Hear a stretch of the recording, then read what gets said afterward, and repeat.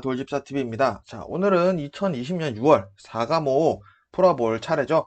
자, 3과목, 4과목, 5과목 같은 경우는 앞서 말씀드렸지만 반복되는 문제들이 조금 많이 나오는 경향이 있습니다. 자, 왜냐? 중요한 내용들이 정해져 있어요. 그렇다 보니 내야 되는 부분도 정해져 있다는 말이겠죠. 반복되고 강조되는 문제는 우리를 기쁘게 한다는 거 보시면서 제가 중요하다고 말씀드리는 거 두 가지가 있습니다. 1차에서 많이 나온다는 거나 아니면 2차 실무에서도 나오는 내용들은 제가 중요하다고 말씀드릴 테니 그 부분만큼은 정말 꼭 먼저 암기를 하시고 공부를 하셨으면 좋겠습니다. 자, 그러면 61번 바로 시작해 보도록 하겠습니다. 성과급 제도를 채택하기 어려운 경우는, 자, 어려운 경우니까 정답 한번 찾아볼게요. 먼저 정답은 2번 생산 원가 중에서 노동비용에 대한 통제가 필요하지 않는 경우. 자, 이것이 성과급 제도를 채택하기 어려운 경우라고 되어 있습니다. 자, 일단 나머지 내용 먼저 볼게요. 자, 근로자의 노력과 생산량과의 관계가 명확한 경우 성과급 제도를 사용하기 좋고요. 생산물의 질이 일정한 경우도 마찬가지로 좋습니다. 그리고 생산량이 객관적으로 측정이 가능한 경우 성과급 제도를 채택하기가 좋다라고 되어 있는데, 자, 이 61번 같은 경우는 성과급 제도 그리고 연결되어서 연봉제 제도를 물어보는 문제가 1차에서 자주 나오는 편입니다. 그래서 이 문제 같은 경우는 조금 더 이해를 하고 넘어가도록 하겠습니다. 자, 성과급 제도와 연봉제 이해를 한번 해볼게요. 먼저 성과급 제도라는 것은 노동 능률이나 성과인데 상과라 되어 있네요. 성과를 기준으로 지급하는 금액이 일단은 원칙입니다. 자, 여기서 장점을 먼저 보면은 노동자들이 합리성과 공평성을 인정을 한다라는 장점이 있고요. 노동 능률을 자극하고 원가 절감과 노동자의 소득 증대, 원가 계산이 용이하다라고 되어 있습니다. 성과 있을 때만 돈을 주면 되니까요. 이런 내용들이 있어요. 하지만 단점이 있어요.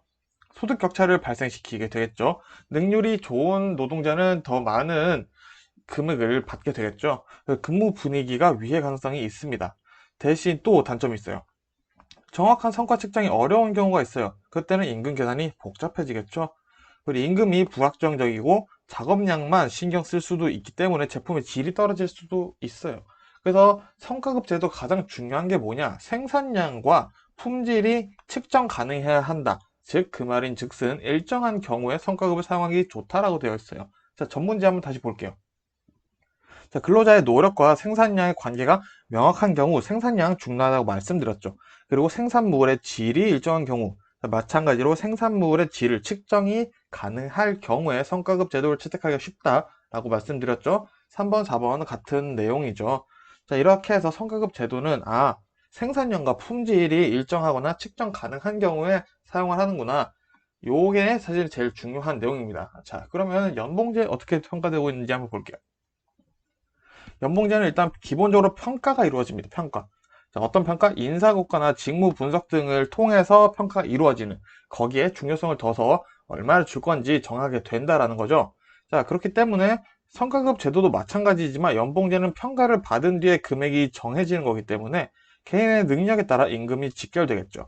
그렇기 때문에 근로자들에게 동기부여와 의욕을 주게 된다라고 얘기하고 있습니다. 하지만 연봉제도 마찬가지로 구성원 간의 경쟁이나 위화감을 조성을 하게 되겠죠.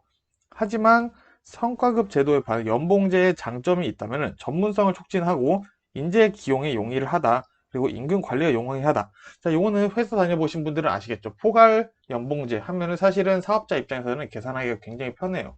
자, 그런 것들을 얘기를 하고 있는 거고요. 이 연봉제와 성과제의 차이, 요 차이 머릿속에 담아두시면은 아마 문제가 나오시면 바로 푸실 수가 있을 거예요.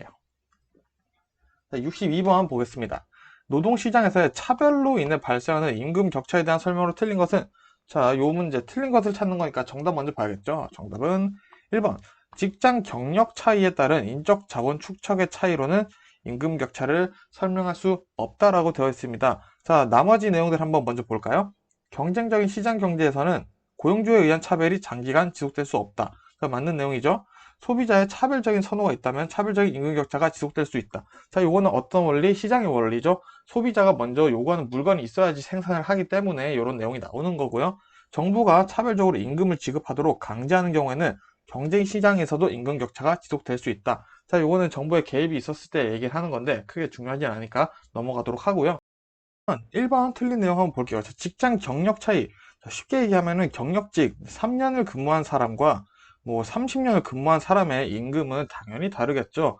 그런 것들, 자, 그런 것들 당연히 임금 격차 설명할 수가 있겠죠. 있다. 라는 거 되게 간단한 문제였기 때문에 넘어가도록 하겠습니다. 자, 63번 보겠습니다. 임금의 법적 성격에 관한 학설의 하나인 노동대가설로 설명할 수 있는 임금은, 자, 노동대가설이란 단어가 나왔습니다. 노동대가설이란 단어, 요 차이 먼저 볼게요. 근로에 대한 임금을 줍니다. 근로에 대한 임금. 자, 노동대가설은 근로에 대한 임금이에요. 자, 근데 하나가 더 있습니다. 여기서 노동력 대가설이 하나가 더 있어요. 자, 노동 대가설이랑 노동력 대가설. 한 글자 차이인데 내용이 다릅니다. 노동력 대가설은 뭐냐? 근로 이외예요. 쉽게 말씀드리면은 근로 이외. 그러니까 내가 노동력을 사용하기로 한 기간 있죠? 계약 기간이겠죠? 그 계약 기간 동안 사용자가 나에게, 근로자에게 제공해야 할 금액이랑 얘기를 하는 거죠. 그렇기 때문에 노동력 대가설은 노동력과는 관계가 없다. 자, 노동대가설은 근로에 대한, 노동력에 대한 임금이다. 자, 그러면은 여기 보기 한번 다시 보겠습니다. 자, 노동대가설은 근로에 대한 임금이라고 말씀드렸어요. 그러면은 이 보기를 봤을 때, 아, 내가 일을 했으니까 받아야 되는 돈은, 그렇죠. 1번 직무수당이죠. 자, 그럼 2번, 3번, 4번은 맞습니다. 노동력 대가설에 근거한 임금이라는 거. 요 차이 자주 나오니까 이것도 머릿속에 꼭 넣어주셨으면 좋겠네요. 자, 64번 보겠습니다. 다음 중 분단 노동시장 가설이 암시하는 정책적 시사점과 가장 거리가 먼 것은? 자, 문제가 굉장히 복잡한 척을 하고 있는데 사실은 그냥 분단 노동시장 가설에 대한 내용이다만 보시면 돼요. 자, 그러면은 틀린 것을 찾는 거니까 정답 먼저 볼게요. 자, 정답은 3번 외부 노동시장의 중요성을 강제한다. 자, 외부 노동시장의 중요성이 강제하는 게 아니라 내부 노동시장의 중요성을 강조하는 게 분단 노동시장의 가설입니다. 자, 왜냐? 그 내용을 한번 살펴봐야겠죠. 자, 기본적으로 분단 노동시장 가설이라 함은 1차 노동시장과 2차 노동시장의 연결이 나뉘어지고 연결이 어렵다고 본다라는 겁니다. 즉, 이게 무슨 말이냐? 1차 노동시장과 2차 노동시장은 복지나 대우, 이런 게 임금들이 차이가 있어요. 근데 뭐 1차에서 2차 이동, 2차에서 1차 이동, 이런 것들이 조금 단절돼 있어서 노동시장이 같은 노동시장인데 나눠져 있다, 분단되어 있다라고 얘기를 하는 겁니다. 여기서 포인트는 뭐냐? 정부의 개입이 많으면 안 돼요. 하지만 개입이 없어서도 안 된다. 이 내용이 1차 때는 좀 자주 나오는 편입니다. 그렇기 때문에 외부 노동시장보다는 내부 노동시장의 중요성이 더 크겠죠? 왜냐? 외부 노동시장이 아니라 내부 노동시장은 하나의 기업 안에 존재하는 노동시장이라고 이해를 하시면 제가 편하다고 말씀을 드렸는데, 그렇기 때문에 기업이 더 오히려 정해주는 요건들이 더 중요하다라고 이해를 하셔야 된다라는 거. 왜냐, 기업의 규모 차이 때문에 1차와 2차 노동시장이 나눠지는 거죠. 그렇기 때문에 이 내용도 머릿속에 한번 담아주시면 좋을 것 같습니다. 자, 그러면 65번 풀어보겠습니다. 자, 65번 이렇게 계산 문제 하나씩 꼭 나오고 있고요. 이거는 우리가 뭐 답을 외우지는 말고 한번 푸는 법을 공부를 하면서 문제 풀어보도록 할게요. 자, 시간당 임금이 5,000원에서 6,000원으로 인상되었고 노동 수용량이 10,000에서 9,000으로 감소했네요. 자, 그럼 여기서 노동 수요의 임금 탄력성을 구하여라 라고 되어 있네요. 자, 그리고 임금 탄력성은 절대값이다 라고 되어 있습니다. 자, 그럼 이 정보 가지고 한번 풀어보겠습니다. 자, 임금 탄력성을 구하기 위해서는 일단은 노동 수요량의 변화율, 노동 수요량의 변화율을 뭘로 나눠야 되죠? 임금의 변화율로 나눠줘야 됩니다. 임금의 변화율로 나눠줘야 되는데, 자, 이 변화율 구하기가 생각보다는 쉬운데 놓칠 부분이 있기 때문에 한번 같이 풀어볼게요. 자, 노동 수요량이 일단 볼게겠습니다. 자, 10,000에서 9,000으로 감소를 했네요. 자, 그럼 9,000으로 뺄게요. 그러면은 1,000이죠? 근데 여기서 우리가 변화 비율을 구해야 되기 때문에 기존에 있었던 수요량으로 나눠줘야 됩니다. 이 값을. 자, 그리고 여기서 마찬가지로 임금도 똑같죠? 5,000원에서 6,000원을 빼면은 마이너스 1,000원이 나오는데 절대값이라고 했으니까 1,000으로 하고, 기존의 임금당 시간당 임금이 5,000원이었죠. 자, 이렇게 해서 계산을 해주시면 끝납니다. 되게 간단한 문제고요. 이렇게 계산을 하면은 0.5라는 숫자가 나옵니다. 자, 일단은 여기서 이제 지금 노동 수요의 임금 탄력성에 대한 문제가 나왔는데, 여기서 또 2차 실기 문제가 나올 수도 있습니다. 그 문제를 대비하기 위해서 조금 더 살펴보도록 할게요. 자, 노동 수요가 탄력적이다, 비탄력적이다, 이런 말들이 있어요. 자, 그 문제, 그런 말 나올 때마다 우리가 헷갈릴 필요 없게 이번에 한 번에 이해하고 가겠습니다. 자, 먼저 탄력성 결정 요인 2차에 나올 수도 있겠죠. 힉스와 마샬이 얘기를 했고요. 한번 살펴보도록 하겠습니다. 첫 번째, 총 비용 중에 노동 비용의 비율이나 노동 임금의 변화가 했을 때 탄력성이 탄력적이거나 비탄력적이어도 될 수가 있다. 자, 저기서 중요한 거는 노동 임금의 변화가 있다라는 거. 그 기업의 입장에서 중요하게 되겠죠. 두 번째, 최종 생산물에 대한 소비자 수요 변화. 자, A라는 상품이 잘 팔려요. 그럼 소비자가 많이 수요를 하고 있다라는 거겠죠. 그러면 그 생산물을 많이 만들기 위해서 노동 수요가 변화한다라고 얘기를 하는 거고요. 자, 세 번째, 다른 생산 요소의 변화입니다. 자, 요거는 뭘 얘기를 하는 거냐? 생산 기계나 재료 이런 것들을 얘기를 하는 거예요. A라는 물건을 만들기 위해서 사용되었던 기계의 투입 비용이나 노동자의 임금 이런 것도 포함이 되겠죠. 이런 것들이 변화했을 때 탄력성이 변화할 수 있다라고 얘기를 하고 있는 거고요. 네 번째, 생산 기술 발전이나 변화라고 되어 있는데, 자, 요거는 어떻게 보면은 노동력이 대체 가능한지 이런 것과 연관이 됩니다. 만일에 기계가 발전이 되었어요. 그래서 옛날에는 부품을 하나하나 사람이 다 쪼았는데 기계가 등장함으로써 그 사람들, 노동력이 대체가 되겠죠. 그럴 때 탄력성이 결정이 된다라고 얘기를 하는 거고요. 다섯 번째, 노동자 생산성의 변화죠. 자, 노동자가 이제 숙련직이 됐어요, 모두 다. 그럼 좀 더 생산성이 올라가겠죠? 그렇다면은 탄력성 역시 변화하게 돼 있다라는 이 다섯 가지 머릿속에 꼭 넣어 주시면 되겠습니다. 자, 그럼 조금 더 이제 탄력성인지 비탄력적인지에 대해서 보도록 하겠습니다. 자, 노동 수요가 탄력적이다. 자, 요거는 일단은 문제를 위해서는 제가 이렇게 적었어요. 탄력성이 1보다 높다. 라고 하면은 탄력적이다 라고 얘기를 할 수가 있고요. 그래프는 수평에 가깝다. 자, 이렇게 돼 있을 때 탄력적인 경우는 이렇게 보통 형태를 보입니다. 수평에 더 가까울수록 탄력적이다 라고 생각을 하시면 돼요. 자, 노동 수요가 탄력적일 때는 기본적으로 기업에 유리한 상황이다 라고 보시면 됩니다. 노조와 연결이 되어 있을 수도 있고요. 노조가 힘이 없을 때 기업이 유리해지겠죠. 자, 이렇게 됐을 때 또 총 근로소득이 감소하는데 요거는 왜냐? 실업자가 생기기 쉽기 때문에 그렇습니다. 총 근로소득이란 것은 실업자와 임금을 곱했을 때 나오는 수치인데 실업자가 많이 생기면 그만큼 총 근로소득이 줄게 되겠죠. 자, 그런 얘기를 하고 있다. 어쩔 때 탄력적일 때 이런 현상이 벌어진다라는 거 보시면 되고요. 노동 수요가 비탄력적이다. 요거는 마찬가지로 탄력성이 1보다 낮을 때 비탄력적이다라고 얘기를 할 수 있고요. 그래프는 수직의 형태를 보입니다. 수직의 형태, 비탄력, 여기는 탄력적이다. 이런 형태가 보여진다라고 보시면 되고요. 여기는 노조를 통해서 한번 이해를 해볼게요. 비탄력적일 때는 노조에 일단 교섭력이 강할 가능성이 있습니다. 자, 그렇게 된다는 것은 노동자에 대한 협상이 유리하겠죠? 근데 노조가 하는 협상이 뭐가 있을까요? 자, 노동자의 근로, 복지, 임금 이런 것들에 협상을 하죠. 자, 그렇다는 것은 임금이 증가할 가능성이 높아요. 그러면은 총 근로소득이 증가하게 되겠죠?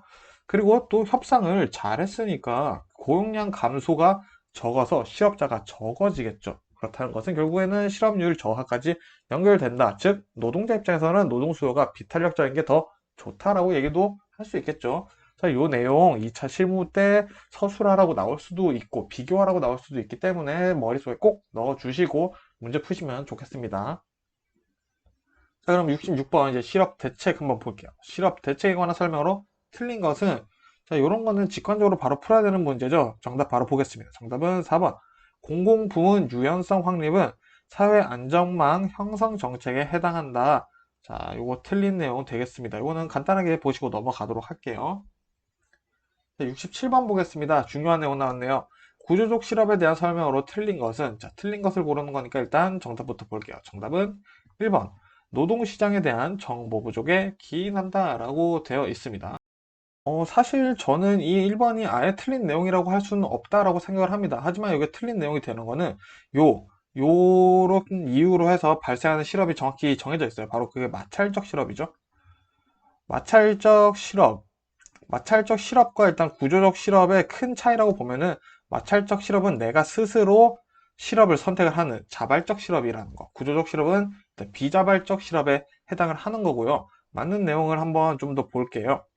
구인처에서 요구하는 자격을 갖춘 근로자가 없는 경우에 발생한다. 자, 맞는 내용이고요. 산업구조 변화에 노동력 공급이 적절히 대응하지 못해서 발생한다. 이런 거는 이제 지역마다 기술의 차이 때문에 발생할 수도 있겠죠. 자, 네 번째, 적절한 직업훈련 기회를 제공하는 것이 구조적 실업을 완화하는 데 중요하다. 직업훈련의 기회 제공, 이게 구조적 실업의 대안 중에 하나예요. 자, 그러면 이 실업 문제가 또 1차 필기에서 자주 나오고 있고 2차 실무에서도 연결될 수 있다라고 보기 때문에 조금 더 살펴봐야겠죠. 실업의 종류 보겠습니다. 크게는 아까 말씀드렸던 두 가지로 나뉘어요. 비자발적 실업과 자발적 실업으로 나뉩니다. 비자발적 실업 먼저 볼게요. 자, 방금 나왔던 구조적 실업, 지역 차이, 기술 차이, 산업 구조 변경 등으로 퇴화되어 발생. 자, 지역마다 기술이 달라요. 기술력이 달라요. 근데 A라는 지역에서는 조금 더 숙련된 직원이 필요한데 점점 도태되고 있는 거죠. A 지역이. 근데 B 지역에 있는 근로자가 A 지역에서 사람을 구하고 있다는 걸 몰라요. 그런 경우도 해당이 됩니다. 그래서 어쨌든 쉽게 얘기하면은 산업 구조 변경으로 퇴화되어 발생한다. 이것만 외우셔도 됩니다. 그래서 여기 구조적 실업에 대한 대책이 뭐가 있냐? 교육 훈련. 자, 실업에 있는 사람들을 교육 훈련시켜서 질을 더 높여주는 거죠. 그리고 이주 보조금. 왜? 다른 지역으로 보내주기 위해서 이런 것들로 이제 대책을 마련할 수 있다. 자, 마찬가지로 구조적 실업 그리고 장기적 실업에 해당합니다. 경기적 실업 볼까요? 자, 경기 변동이나 말 그대로 불황으로 발생을 하게 됩니다. 마찬가지로 장기적 실업이고요. 대책으로는 정부의 역할이 중요합니다. 경기적 실업은 정부의 역할이 중요하다. 정부 지출을 확대하고 이자율을 인하하고 근무제도를 변경하거나 감세 정책을 해서 정부가 대책을 마련해야 된다라는 내용, 요 두 가지 내용이 시험에 제일 많이 나오니까 보시면 되고요. 뭐 잠재적 실업이나 계절적 실업 같은 경우에는 뭐 한번 읽기만 하고 넘어가겠습니다. 잠재적 실업, 비수요적 실업이고요. 능력에 비해 생산력이 낮은 업무를 보는 경우, 얘는 취업을 했는데 약간 실업한 느낌이야. 더 좋은 일을 할 수 있을 텐데 이런 느낌인 거죠. 계절적 실업은 뭐 농사 이런 거 생각하시면 돼요. 단기적인 실업으로 계절이 바뀌어서 내가 할 일이 없어지는 거예요. 겨울에 뭐 요즘 하우스가 잘 돼 있지만 뭐 노지 작물 같은 걸 생산하기가 쉽지가 않죠. 그런 것들 얘기를 하는 거고요. 자, 또 중요한 거 자발적 실업입니다. 자발적 실업은 한 개밖에 없어요. 마찰적 실업인데 이거는 내가 스스로 아까 실업을 선택한다라고 말씀드렸죠. 더 좋은 임금이나 더 좋은 조건을 찾기 위해서 내가 단기적으로 잠시 실업을 선택을 하는 겁니다. 근데 이것도 어쨌든 실업에 해당하기 때문에 대책이 있어야겠죠. 대책은 직업 정보를 제공해주고 구인구직 전산망 확충을 해서 이 사람들의 정보를 빨리 준다. 그리고 빨리 다른 직업을 선택할 수 있게 도와주는 게 대책이다. 라고 보시면 되고요. 기본적으로 대책은 구조적 실업과 비슷하다라고 하셔도 됩니다. 이런 거 이제 만일에 구조적 실업과 자발적 실업의 차이점과 공통점을 서술하시오라는 시험이 문제가 한번 나왔었어요. 그렇게 연결해서 같이 외우는 연습도 하시면 좋을 것 같습니다. 자, 그리고 이제 요거는 제가 추가로 또 중요한 내용이 하나 있어서 보고 가도록 하겠습니다. 요거는 2차 실무 준비하는 거예요. 1차에서도 물론 나올 수 있겠죠. 자, 고용으로 인한 잠재 효과가 존재합니다. 야호다가 얘기를 했고요. 이거는 시사회 정활, 시사회 정활, 시사회 정활 이렇게 해서 한번 외워보도록 하겠습니다. 시간의 조직화, 하루 일과에 대한 일정의 계획을 세운다. 자, 두 번째, 사회적 접촉 효과, 가족 이외의 사람들과 대인관계를 유지하게 되겠죠.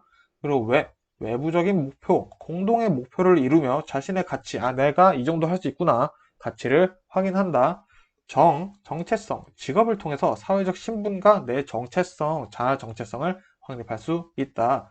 그리고 활동 강화, 육체적인 활동이나 의미 있는 활동들을 아무래도 더 할 확률이 높겠죠. 그런 것들이 좋은 효과가 또 있어 라고 야호다가 얘기를 했어요. 요게 시사외정활 5가지가 있다라고 같이 지금 머릿속에 담아주시면 좋을 것 같습니다. 자, 68번 보도록 하겠습니다. 노동조합의 형태 중 노동시장의 지배력과 조직으로서의 역량이 극히 약하다고 볼 수 있는 것은, 자, 요것도 조금 직관적으로 풀어줘야 되는 문제고요. 자, 정답 먼저 한번 바로 보겠습니다. 정답은 1번 기업별 노동조합이다. 자, 요거는 일단은 연대의식이 일단은 있는지 없는지에 좀 차이가 있어요. 요거 같은 경우에는 연대의식이 있는 편입니다. 하지만 서로 업무가 다르죠. 서로 업무가 다 달라요. 팀마다 다르죠. 그렇기 때문에 임금 격차가 존재하겠죠. 임금 격차가 존재합니다. 그렇다라는 것은 단합이 어려워. 단합이 어려워진다. 왜? 다 같은 조건이 아니니까 내 입장 다르고 네 입장 다를 수가 있거든요. 하지만 요 역할이 우리나라에서 가장 많다. 우리나라에서 많은 형태가 기업별 노동조합을 띠고 있습니다. 그리고 여기서 뭐 추가로 알아두실 거는 산업별 노동조합, 이제 선진국에서 가장 많이 선택을 하고 있는 조합, 조직 형태이죠. 그래서 좀 체계적이고 강력하다라고 이해를 해두시면 되겠습니다. 여기서는 기업별 노동조합이 뭔지, 산업별 노동조합이 뭔지 정도만 이해를 하시고 넘어가면 될 것 같아요. 69번 보겠습니다. 신고전학파가 주장하는 노동조합의 사회적 비용의 증가 요인이 아닌 것은, 자, 말이 굉장히 어려워 보이지만 이거는 정답만 보면은 뭐 바로 이해하실 수가 있습니다. 일단 정답은 4번, 요거는 아니에요. 자, 그렇다면은 주장하는 노동조합의 사회적 비용 증가 요인이 뭐지? 이런 내용이 있었나 싶을 텐데 그냥 지금 외우시면 됩니다. 세 가지가 있어요. 세 가지가 있는데 요게 답니다. 자, 한번 읽어볼게요. 비노조와의 임금 격차에 고용저하에 따른 비효율 배분이 있고요. 경직적 인사제도에 의한 기술적 비효율, 파업으로 인한 생산 중에 따른 생산적 비효율. 자, 어쨌든 요거 그러면은 뭐가 있어요? 파업이라는 단어가 하나 있고요. 그리고 경직적 인사제도라는 단어가 하나 있네요. 그리고 임금 격차. 요 단어 세 개만 외워서 노동조합의 뭐 사회적 비용 증가, 뭐 신고전학파 이게 나왔을 때는 대충이라도 좀 기억이 나시면 아마 1차에는 푸실 수 있지 않을까 싶습니다. 왜냐, 요게 뭐 아직까지 2차에서는 중요하게 다뤄진 적이 아직 제가 알기로는 없는 것 같아서 이런 거는 그냥 한번 나왔을 때 보고 넘어가면 될 것 같아요. 자, 70번 보겠습니다. 노동조합이 노동 공급을 제한함으로써 발생할 수 있는 효과로 옳은 것은, 자, 공부 많이 하신 분들은 지금 문제 딱 보고 나서 아, 이거 무슨 내용이구나 라고 이해를 하실 수도 있습니다. 자, 일단은 요거는 정답 먼저 보고 말씀을 드릴게요. 정답은 4번입니다. 노동조합이 조직화되지 않은 노동시장에 임금이 하락할 것이다. 아니, 왜 갑자기 임금이 하락하지? 자, 요 얘기가 뭐냐? 요게 바로 파급효과 얘기를 하고 있는 거예요, 지금. 자, 파급효과. 자, 그럼 파급효과가 뭔데? 자, 한번 살펴보겠습니다. 자, 노동 공급을 제한했어요. 노동 공급 제한을 했어요. 자, 그러면은 어떻게 될까요? 노동 수요가 감소합니다. 수요 감소되겠죠. 자, 그러면은 어떻게 될까요? 실업자들이 생겨요. 노동 수요가 감소되면은 실업자가 생깁니다. 실업자가 생겨요. 근데 이 실업자들이 일을 그만두냐? 그렇지 않죠. 일을 하러 어디로 가냐? 비조직 부분으로 갑니다. 자, 여기서부터는 조금 암기를 하면서 외워주셔야 돼요. 자, 실업자 생기는 과정까지는 이해를 했단 말이죠. 근데 이 사람들이 일을 하기 위해서 비조직 부분으로 내려가요. 그렇게 되니까 원래는 일 잘하던 사람들이 비조직 부분으로 몰리기 시작하니까 비조직 부분에 임금이 하락되기 시작합니다. 하락되기 시작해요. 요게 파급 효과를 얘기를 하는 거예요. 그렇다라는 건 결국에는 자, 원래 실업되기 이전에 있었던 직장과 내가 비조직 부문으로 내려와서 임금이 하락되기 시작했으니 임금 격차가 발생하겠죠. 자, 그래서 결론 파급 효과는 임금 격차를 발생시킨다. 요 얘기인데 이 과정을 한번 머릿속에 이해를 해주시면 될 것 같습니다. 왜?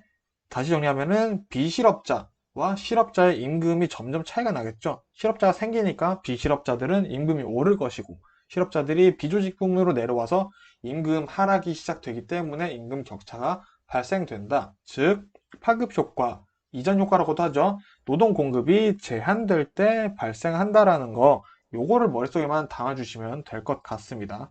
요 생각보다 뭐 어려워 보이지만 이렇게 쭉 연결해서 외우면은 아, 이런 내용이구나 라고 머릿속에 담으실 수 있으시니까 너무 어렵게 생각하실 필요는 없을 것 같습니다.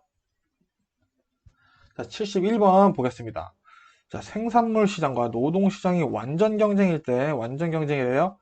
노동의 한계 생산량이 10개이고 생산물 가격이 500원이며 시간당 임금이 4,000원이라면 이윤을 극대화하기 위한 기업의 반응으로 오른 것은, 저는 이거 보고 지금 이거 한계 생산량 그 가격 구하라는 거구나 했었는데 갑자기 기업의 반응으로 오른 것은 이런 문제가 나왔네요. 자, 2020년 6월에 좀 약간 재밌는 문제들이 좀 많이 나온 것 같아요. 자, 이거는 정답 먼저 보고 제가 설명드리겠습니다. 정답은 3번. 노동의 고용량을 증대시킨다. 자, 일단 쉽게 이해하기 위해서 문제를 찬찬히 읽어볼게요. 자, 완전 경쟁이다. 요거는 필요하지 않은 것 같습니다. 우리가 문제를 푸는데. 자, 한 개 생산량이 10개고 생산물 가격이 500원이에요. 그럼 시간당이 임금이 4,000원이라면은 지금 어쨌든 10개를 만들죠. 그러면은 이거는 제 나름대로 계산을 하는 거예요. 이렇게 계산하시면 안 됩니다. 이해를 돕기 위해서 하는 건데, 자, 10 곱하기 5 하면은 5,000원. 한 명이 어쨌든 5,000원을 벌고 있어요. 근데 얘가 한 시간에 시간당 임금이 4,000원밖에 안 해요. 그러면은 1,000원 이득이죠. 1,000원이 어쨌든 이득이 된다란 말이죠. 그러면은 제가 만일에 사장님이라면은 노동 고용량을 증대시킬 것 같아요. 이런 식으로 문제를 이해를 하시고 나서 이제 문자 좋아하시는 분들 있죠. 조금 어렵게 말씀드려야 이해되시는 분들 위해서 한번 제가 설명을 해보겠습니다. 자, MPL, 자, 한 개 생산물이죠. 자, 한 개 생산물 곱하기 시장 가격, 프라이스죠. 시장 가격이 우리는 한 개 생산물 가치라고 얘기하죠. VMPL이라고 얘기를 합니다. 여기서 기업이 선택해야 되는 과정들이 몇 가지 있습니다. 자, 이윤을 극대화하기 위해서는 이 VMPL이 임금과 같아지면 돼요. 이게 뭐다? 이윤 극대화다. 자, 그러면은 노동 고용량 증가를 하기 위한 조건은 뭐냐? 이 VMPL이 임금보다 크면 됩니다. 임금보다 컸을 때는 노동 고용량 증가한다. 자, 요거는 그냥 외워주시면 돼요. 앞서 말씀드리는 걸 대충 이해한 토대로. 자, 그렇다면 노용 고동량이 만일에 감소를 해요. 그러면은 어떤 되냐? 자, VMPL이 임금보다 적을 때는 고용량이 감소한다. 요거를 머릿속에 일단 기본적으로 담아주시면은 이런 문제는 무조건 푸십니다. 그리고 서술형에 나왔을 때 요거 가지고도 사실 이렇게 말을 풀어서 쓰면은 뭐 정답에 가까워질 확률이 있으니까 이렇게 한번 이해를 해보셨으면 좋겠습니다. 그래서 기본적으로는 머릿속에 요 세 가지 담아두시면 좋겠다라고 생각이 드네요. 자, 72번 보겠습니다. 노동력의 10%가 매년 구직 활동을 하고 구직에 3개월이 소요되는 경우 연간 몇 퍼센트 실업률이 나타나게 되는가? 와, 저는 딱 이 문제 보고 내가 어떻게 알아 싶더라고요. 근데 요 이제 문제를 우리가 좀 더 구체적으로 보도록 하겠습니다. 자, 일단은 우리가 구직에 평균 3개월이 걸린대요. 왜냐하면 1차에 지금 이런 유형의 문제가 종종 나와요. 자, 구직에 평균 3개월이 소요된다 라고 하면은 1년이 12개월인데 여기서 최소 3개월 정도 3개월 정도는 늘 실업자가 존재를 한다라는 거죠. 왜냐, 내가 1월에 취직했어요. 그러면은 나는 4월에 취직을 하겠죠. 근데 2월에 취직한 사람은 5월에 취직하겠죠. 그러니까 즉 1년에 적어도 3개월 정도는 실업자가 존재를 한다라고 얘기를 하는 것과 똑같다라는 거죠. 자, 그러면은 1년은 12개월입니다. 자, 12개월 중에 3개월이 실업자가 있다라고 보면은 나누기 해볼게요. 그러면은 12분의 3이죠. 요거는 결국 4분의 1이죠. 4분의 1 맞나요? 3, 4, 12. 네, 4분의 1 맞네요. 자, 어쨌든 4분의 1이라는 평균 실업자 숫자가 나왔습니다. 그러면은 여기서 볼 거는 노동력의 10%가 매년 구직 활동을 한대요. 그러면은 10%니까 여기다가 10%를 곱해주면 되겠죠. 자, 단순합니다. 그러면은 요거를 계산해 보면은 어떤 정답이 나오냐? 정답은 1번 2.5%가 정답이 된다라는 거. 요게 가끔가다 요 숫자가 바뀌고 요 숫자가 바뀌어서 1차에서 제시가 되는 경우가 있으니까 요 문제에 대한 일단은 풀이법 한번 머릿속에 담아주시면은 아마 바로바로 푸실 수 있으실 겁니다. 73번 보겠습니다. 만일 여가가 열등제라면 다짜고짜 개인의 노동 공급 곡선의 형태는 이라고 나왔는데 이거 굉장히 중요한 문제가 나왔어요. 자, 일단은 정답 먼저 보도록 하겠습니다. 정답은 4번입니다. 자, 우상향한다. 그래프가 우상향한다. 일단은 한 문제 더 보고 같이 설명드릴게요. 자, 74번. 다음은 후반 굴절형 노동 공급 곡선을 나타낼 것이다. 이때 노동 공급 곡선상의 A, B 구간에 대한 설명으로 옳은 것은 자, 요거 정답 보면은 4번입니다. 소득 효과가 대체 효과보다 더 크다라고 되어 있죠. 자, 그럼 전에 73번이랑 74번이랑 사실은 같은 내용을 알고 있냐고 물어보는 거죠. 자, 이 부분 굉장히 중요합니다. 2차 실무 때 정말 많이 나오고요. 1차 때도 꼭 100% 나오는 내용이니까 여기서 한번 구체적으로 이해를 해보고 넘어가도록 할게요. 자, 소득효과, 대체효과, 여가란 무엇인가? 자, 먼저 소득효과 설명드릴게요. 임금이나 소득이 상승을 해요. 그래서 내가 노동시간을 줄이는 거죠. 자, 이 경우를 어떻게 얘기를 하냐? 근로자가 소득에 만족했다. 쉽게 말씀드리면 그거죠. 제가 1개월 일하는데 500만 원을 벌어요. 근데 갑자기 회사에서 너 1000만 원 줄게, 너 잘하는 것 같아 라고 얘기를 해요. 그러면은 갑자기 1000만 원 들어오니까 야, 이게 내가 더 대충 일해도 되겠는데? 이제 일을 말고 나는 그냥 좀 놀아야겠다? 여가를 좀 즐겨야겠다라는 생각이 들죠. 그런 경우가 이제 소득효과. 나는 노동시간 줄일래. 더 이상 일하고 싶지 않아. 정해진 일만 하겠어. 라고 선언을 해버리는 겁니다. 자, 이에 반해 대체효과는 임금이나 소득이 상승하기는 해요. 근데 노동시간을 더 늘립니다. 왜? 근로자가 소득에 불만족했어요. 자, 제가 한 달에 500만 원을 벌어요. 근데 50만 원 올려줬어요.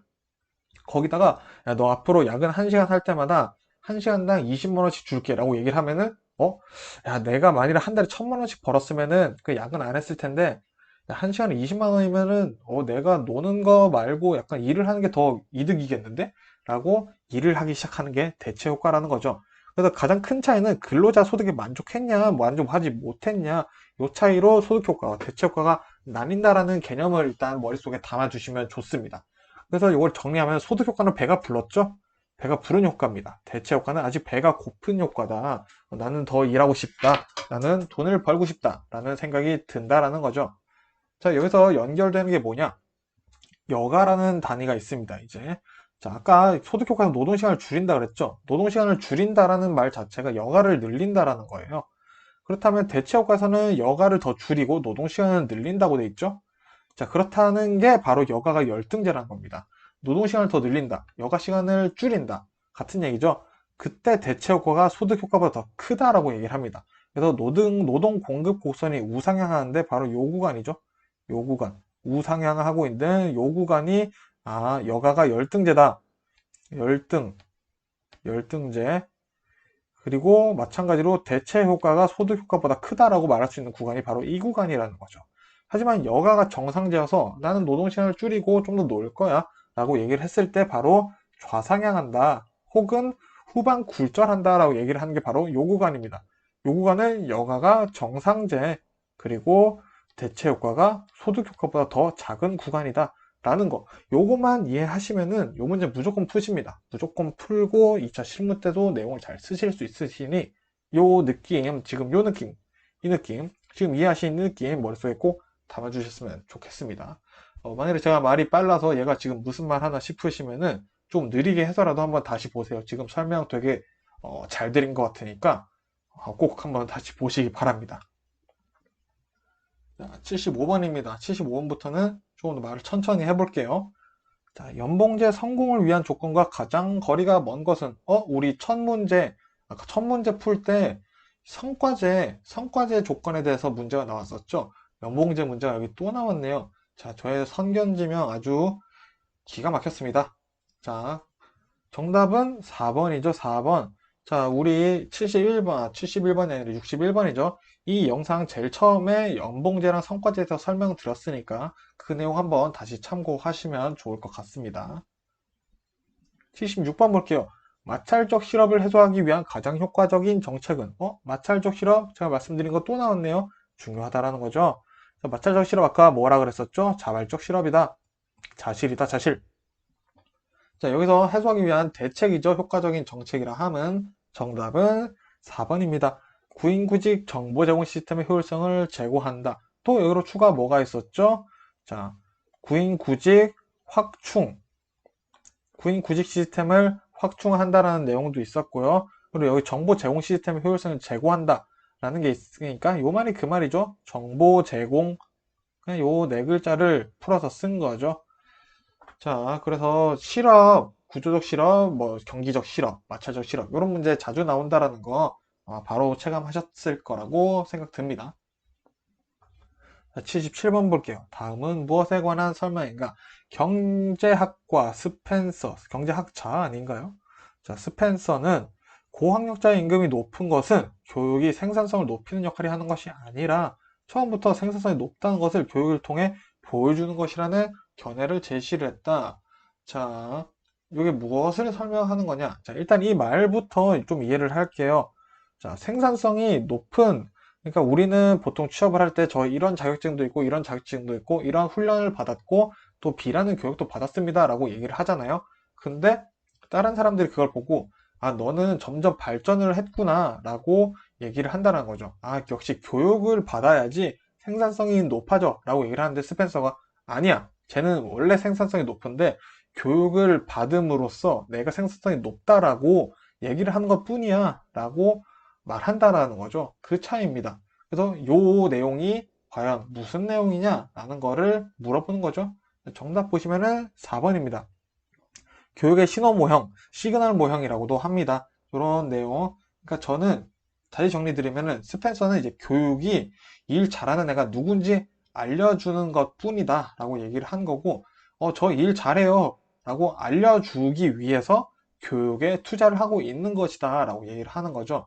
자, 그러면은 교육을 받아서 교육이 생산성 증대를 가져온다 라고 누가 얘기했냐? 자, 여기 있죠? 인적 자본 이론. 인적 자본 이론은 교육이 생산성 증대를 가져온다 라고 봤다라는 거죠. 그래서 어쨌든 인적 자본 이론과 교육의 신호 모델은 전혀 반대되는 얘기를 한다라는 거 같이 묶어서 외워주시면 더 좋을 것 같습니다. 78번 볼게요. 노동력의 동질성을 가정하고 있는 이론은, 자, 요거는 그냥 외워야 되는 거죠. 정답은 1번 신고전학파 이론, 노동의 동질성을 가정하고 있다 라고 보시면 될 것 같아요. 자, 79번 노동조합을 다음과 같이 설명한 학자는, 자, 요거는 일단은 정답 바로 말씀드릴게요. 내용 볼 필요도 없습니다. 정답은 4번. 일단은 웬만하면 노동조합을 설명한 학자에 대한 문제가 나오면은 정답이 시드니와 베아트리체 부부일 가능성이 높습니다.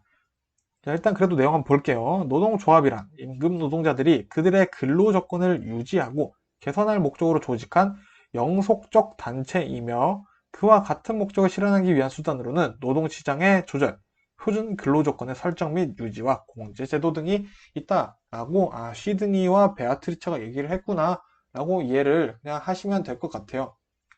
요게 또 다른 표현으로 나올 수 있는 게, 요 내용이 한마디로 뭐냐면은 소박한 노동조합 설립 이론이라고도 합니다.